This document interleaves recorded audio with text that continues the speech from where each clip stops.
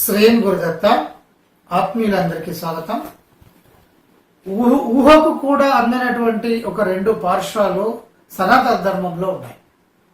సనాతన ధర్మంలో ఏం చెప్పారు అంటే అహం బ్రహ్మస్మి, మీరే భగవంతుడు అని చెప్పారు. మరి భగవంతుని యొక్క స్థాయిలో మీరు లేరు అంటే ఆ భావనా విధానంలో కానీ ఆ సాధనా విధానంలో లేరు కనుక మీరు ఒక జీవుడుగా ఉన్నారు. జీవుడే దేవుడు, జీవుడు భగవంతుడిగా మారొచ్చు. మీరు మనసు ఉంది కనుక మీరు జీవభావంలో ఉన్నారు. ఈ జీవభావాన్ని వదిలేస్తే మీరే దేవుడు అవుతున్నారు. అద్భుతమైనటువంటి విషయం చెప్పడం జరిగింది. జీవుడు ఎందుకు అవుతున్నాడు అంటే కోరికలు పెట్టుకోవడం వల్ల జీవుడు అవుతున్నాడు. కోరికల్ని వదిలేస్తే దేవుడు అవుతున్నాడు. కోరికలను వదిలేసి అసలు ఈ సృష్టికి మూలం ఏదైతే ఉంటుందో అందులోకి వెళ్ళేటువంటి విధానం కూడా కేవలము సనాతన ధర్మం మాత్రమే చెప్పింది. మిగతా ధర్మాలలో అలా ఉండదు. ఆయన నమ్ముకోండి, ఆయన తీసుకెళ్తాడు. మీ పాపాలను క్షమిస్తాడు, ఆయన నమ్ముకుంటే క్షమిస్తాడు. కనుక మీరు నమ్ముకోండి, ఇంతే. ఇంకో ధర్మంలో అయితే వ్యాపింప చేయండి, ఎదురొచ్చి కొట్టండి, నరకండి, చంపండి. ఈ విధానం ఉంటుంది. మీరు ఏం లేదు, ఆ భగవంతుడికి మీరు లోబడి ఉండాలి, మీరు ఈ విధమైనటువంటి ప్రార్థనలు చేయాలి అని చెప్పడం జరుగుతుంది. బుద్ధిశానికి వచ్చినట్టయితే దైవం అనేటువంటి మాట వచ్చినప్పుడు ఆ బుద్ధుడు కూడా సైలెంట్ అయిపోతాడు. ఇక అంటే మీరు భగవంతుడు అని చెప్పినటువంటి ఏకైక ధర్మము సనాతన ధర్మం. మీరు భగవంతుని యొక్క స్థితిని పొందొచ్చు అని చెప్పడం జరిగింది. అంటే సనాతన ధర్మంలో ఎవరు కూడా ఊహించినటువంటి విధంగా, ఊహకు అందనటువంటి విధంగా ప్రతి దానిలోనూ రెండు పార్శ్వాలు ఉన్నాయి. ఒకటి దైవికమైనటువంటి పార్శ్వము, అంటే దైవత్వం వైపు వెళ్తూ దైవశక్తిని ఉపయోగించుకోవడం ఒకటైతే, క్రమంగా మీరే దైవంగా మారడం అనేటువంటిది ఒక అద్భుతమైనటువంటి పార్శ్వం. రెండవది ఏమిటి అంటే ఫిజికల్గా మీకు కావలసినటువంటి కోరికలను ఒక సంకల్పానుసారంగా నిర్మాణం చేసుకుంటూ వెళ్ళడం. ఈ నిర్మాణము చేయడంలో కూడా మీరు దేవుని నమ్మినా నమ్మకపోయినా కూడా మీరు మంచి పనులు చేసినట్టయితే మీరు దైవత్వం వైపే వెళ్తారు. చాలా స్పష్టంగా చెప్పబడింది. మీరు ఎవరిని నమ్మకండి, కానీ మీరు చేసేటువంటి పని మంచి పనులు కానివ్వండి. చూడండి, సొసైటీకి ప్రకృతికి ఎంత ఉపయుక్తమైనటువంటి విషయాలు చెప్పారు. మిగతా వల్ల అలా కాదు. మీరు మంచి పనులు చేసినప్పటికీ కూడా నన్ను నమ్మలేదు కాబట్టి మీరు నరకానికి వెళ్తారు. నన్ను నమ్మకపోయినా కూడా మీరు మంచి పనులు చేసినట్టయితే మీరు స్వర్గానికే వెళ్తారని చెప్పేసి సనాతన ధర్మంలో చెప్పబడింది. ఎంత వ్యత్యాసం చూడండి. ప్రపంచంలో ఒక ఉదాత్తంగా వెళ్ళేటువంటి మతము ఏదైనా ఉంది అంటే ఫోర్స్ఫుల్ గా కాకుండా, అలా దేవుడు కూడా ఫోర్స్ఫుల్ గా కాకుండా అలా వదిలిపెట్టేసేస్తే సనాతన ధర్మం ప్రపంచవ్యాప్తంగా అవుతుంది.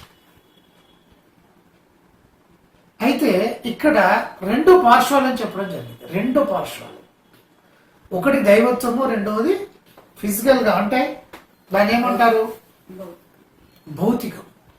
భౌతికత్వం వైపు వెళ్ళేది ఒకటైతే, దైవత్వం వైపు వెళ్ళేది రెండవది. అయితే ప్రతి విధానంలోనూ ఈ రెండు ఉన్నాయి, అందుకని కన్ఫ్యూజ్ అవుతున్నారు. మంత్రానికి వచ్చినట్టయితే దైవం యొక్క శక్తిని మంత్రం ద్వారా పట్టుకొని భౌతికం వైపు వెళ్ళడము, మన సమస్యలు నిర్మూలన చేసుకోవడము అనేటువంటిది భౌతికమైనటువంటిది ఒక పార్శ్వం అయితే, అదే మంత్ర విధానాన్ని ఉపయోగించుకుంటూ దైవత్వం వైపు వెళ్ళేటువంటిది ఇంకొక విధానం. ఇదే మంత్రం ద్వారా దైవత్వం వైపు మీరే స్వయంగా దైవత్వం వైపు వెళ్ళిపోవడం అనేది జరుగుతుంది. మీరే దైవంగా మారడం అనేటువంటి జరుగుతుంది. సాక్షాత్తు వేదంలోనే అహం బ్రహ్మస్మి అని చెప్పడం జరిగింది. కులాలు మతాలు అనేటువంటి మధ్యలో వచ్చినటువంటి మనుషులు మన క్రియేషన్ చేశారు తప్ప, ఇందులో ఉండేటువంటి వాళ్ళు కొంతమంది స్వార్థంగా ఉపయోగించారు తప్ప, వాస్తవంగా ధర్మంలో ఇది లేదు. సనాతన ధర్మంలో ఇది లేదు. సనాతన ధర్మంలో ఉండేటువంటి స్వేచ్ఛ ఇంకెందులోనూ లేదు. అయితే ఇక కుండలిని వ్యవస్థకు వచ్చినప్పుడు ఇందులోనూ రెండు పార్శ్వాలు ఉంటాయి. ఈ కుండలిని మనం బలోపేతం చేసుకుంటూ ఈ యొక్క శక్తి సామర్థ్యాన్ని ఉపయోగించుకుంటూ భౌతికత్వంగా వెళ్ళేటువంటి విధానం ఒకటైతే, దైవం వైపు వెళ్ళేటువంటి విధానం రెండోది. అలాగే భావనాపూర్వకంగా కూడా మనం వెళ్ళొచ్చు. దైవత్వం వైపు వెళ్ళడం, భావనాపూర్వకంగా దైవత్వం వైపు వెళ్ళాలంటే జ్ఞానాగ్ని దగ్ధ కర్మ అన్నారు. విపరీతమైనటువంటి జ్ఞానం యొక్క స్థితిని పొందుతూ దైవత్వాన్ని చేరుకునేటువంటి విధానం ఒకటైతే, ఇది చూడండి భావనపూర్వకంగా. రెండవది మీరు భౌతికత్వం వైపు వెళ్ళేటువంటి విధానం ఇంకొకటి. క్లారిటీ వస్తుంది దేని దానికి. అయితే ఈ విధానంలో మంత్ర విధానానికి వచ్చినప్పుడు చాలా విపరీతంగా ఇప్పుడు ఎన్నో ఉపాసనలు ఉండడం మూలన జనాలు కన్ఫ్యూజింగ్ అవుతూ ఉంటారు. అలాగే ఈ కుండలి వ్యవస్థలో దైవత్వం వైపు వెళ్ళడానికి విపరీతంగా ఉన్నాయి, భౌతికత్వం వైపు వెళ్ళడానికి మ్యాక్సిమం నిల్లు. అలాగే భావన పరంగా వెళ్ళాలి అని అనుకున్నప్పుడు భౌతికత్వం వైపు ఇది విపరీతంగా ఉంటుంది, కానీ దైవత్వం వైపు వెళ్ళాలి అనుకున్నప్పుడు తక్కువగా ఉంటుంది. కానీ జ్ఞానపరంగా దీన్ని కూడా మనం చేసుకుంటూ వెళ్ళొచ్చు. అంటే ఒక్కొక్క దాంట్లో రెండు ఉండడం వలన కన్ఫ్యూజింగ్ అవుతుంది. అయితే మీరు దైవత్వం వైపు వెళ్ళాలి అని అనుకున్నప్పుడు మీకు మీ నియమాలు నిబంధనలు ఉంటాయి. భౌతికత్వం వైపు వెళ్ళాలి అని అనుకున్నప్పుడు నియమాలు నిబంధనలు ఉండవు. ఎందుకు ఉండవు? కోరికలు తీరాలి. ఇప్పుడు భార్య భర్తలు సంతోషంగా ఉండాలని అనుకున్నప్పుడు, భౌతికంగా బలపడాలి అని అనుకున్నప్పుడు, నియమాలు పాటిస్తూ దూరంగా ఉన్నప్పుడు బలపడేటువంటి పరిస్థితి తక్కువగా ఉంటుంది కదా. కోరికలు తీరాలి అని అనుకున్నప్పుడు కోరికల వైపు ప్రయాణం చేయాలి, దీనికి నియమాలు నిబంధనలు ఉండవు. ఇది గుర్తుపెట్టుకోండి. చాలా మంది కన్ఫ్యూజింగ్ ఏంటంటే నియమాలు అసలు కొంతమంది ఉన్నాయంటున్నారు, ఉన్నాయని అంటున్నారు, ఏమిటి అని. నేను చాలా స్పష్టంగా చెప్తున్నాను, నా దగ్గర మంత్రోపదేశాలు తీసుకునేటువంటి వారికి ఎలాంటి నియమాలు నిష్టలు ఉండవు. భౌతికత్వం వైపు వెళ్ళేటువంటి వాళ్ళకి భౌతికత్వం అంటే సంపద, పిల్లలకు పెళ్లిళ్ళు కావాలి, మంచి ఉద్యోగాలు కావాలి, భార్య భర్తలు హ్యాపీగా ఉండాలి, కీర్తి ప్రతిష్టలు రావాలి, సంపదను పెరగాలి, లగ్జరీ లైఫ్ రావాలి. ఇవన్నీ కూడా భౌతికత్వానికి సంబంధించినవి. భౌతికత్వాన్ని మీరు పొందాల్సిందే.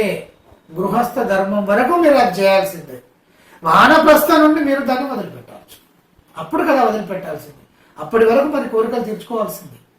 కనుక కోరికలు తీర్చుకోవాలి అని అనుకున్నప్పుడు మీరు కుండలిని తీసుకోండి, భావన శక్తిని తీసుకోండి, లేదంటే మంత్ర విధానాన్ని అనుసరించండి. మీకు ఎలాంటి నియమాలు నిబంధనలు ఉండవు. మీరు చక్కగా ఆఫ్షారీ ఫంక్షన్స్కి అటెండ్ కావచ్చు, ఎవరైనా చనిపోయినా కూడా వెళ్ళొచ్చు.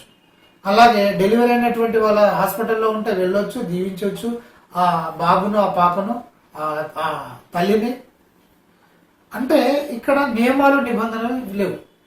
ఇక ఇదే కాకుండా మీరు వెజ్ తింటారా, నాన్ వెజ్ తింటారా సంబంధం లేదు. ఉదయం అయితే ఈ రోజులలో స్నానం చేయనటువంటి వారు ఎవరు ఉంటారు? ఉదయం లేస్తే కాలకృత్యాలు తీర్చుకొని స్నానం చేస్తారు. సో మీరు దీపారాధన చేసుకొని మీరు మంత్ర సాధన చేసుకోవచ్చు. లేదు గురుగారు మాకు సాయంత్రమే వీలవుతుంది, ఉదయం వీలు కాదు అని అనుకున్నప్పుడు ఇబ్బంది ఏం లేదు. సాయంత్రం మీకు వీలుంటే స్నానం చేయండి, లేకపోతే కాళ్ళు చేతులు కట్టుకొని మీరు మంత్రం చేసుకోండి. మంత్రము చేసుకోండి 1 గంట ఖచ్చితంగా అని మాత్రమే నేను నియమం పెడతాను. మిగతాది ఏ నియమాలు సంబంధం లేదు. వెజ్ నాన్ వెజ్ తినవచ్చు సంసారికంగా. ఇంకా మీరు మంత్రం చేసేటువంటి సందర్భంలో కొంతమంది ఏం చెప్తారంటే సంసారికంగా దూరంగా ఉండాలి, భూషణం చేయాలి, నాన్ వెజ్ తినొద్దు, ఇలా చెప్పడం జరుగుతూ ఉంటుంది. అది దేనికి అంటే దైవత్వం వైపు వెళ్ళేటువంటి వాటికి. ఏదో 40 మండలం దీక్షలు ఇలాంటివి ఉంటాయి కదా, అలాంటి వాటికి పెడతారు. అది అసలు అలాంటి వాటికి కూడా పెట్టాల్సినటువంటి అవసరం లేదు. కానీ 40 రోజులే వాళ్ళు ఉంటారు కాబట్టి సంవత్సరంలో, అందుకని చెప్పేసి కాన్సన్ట్రేషన్ అంతా వీటిపైన ఉండడానికని. కానీ ఒక లైఫ్ లాంగ్ ఒక కోరికలు తీసుకునేటువంటి పరిస్థితిని మనం పెట్టుకున్నప్పుడు మంత్రాన్ని చాలా చక్కగా చేసుకుంటూ వెళ్ళిపోవాల్సింది తప్ప నియమాలు నిబంధనలు నిష్టలు అనేటువంటి ఎట్టి పరిస్థితుల్లోనూ ఉండవు. చేయడం మాత్రమే ఉంటుంది. మరి గురుగారు ఒక్కొక్కసారి చేయకపోతే ఎలా? ఏమీ కాదు. ఏమవుతుంది? మీరు మంత్రం చేస్తే శక్తి వస్తుంది, మంత్రం చేయకపోతే ఎనర్జీ రాదు. మంత్రం చేయకపోతే రెగ్యులర్గా చేసేవాళ్ళు చేయకపోతే ఇదవుతుంది అదవుతుంది అని చెప్పేసి ఊరికే మిమ్మల్ని బెదిరించారు అంతే. బెదిరించేసి మీరు ఆ వైపు వెళ్లకుండా చేశారు. ఇందులో స్వార్థమే ఉంటుంది. చాలా క్లియర్గా సనాతన ధర్మము గొప్పది.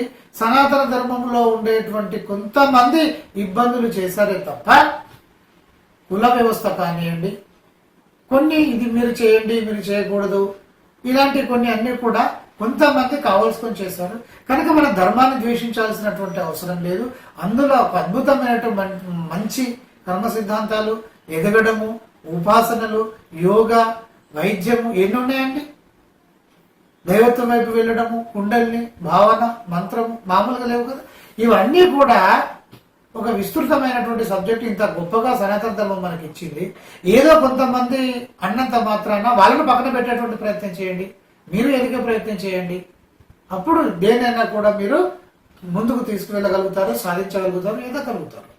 దీంట్లో రెండు పార్శ్వాలు ఉండడం మూలాన ఆ పార్శ్వాలను పూర్తిగా అర్థం చేసుకోలేనటువంటి విధానం ఉండడం వల్ల ఇబ్బందులు అవుతున్నాయి తప్ప మీరు సరైనటువంటి విధానాన్ని పట్టుకుంటే ఒక గొప్ప స్థితికి ఖచ్చితంగా వెళ్ళి తీరుతారు. అందరికీ తెలిసింది.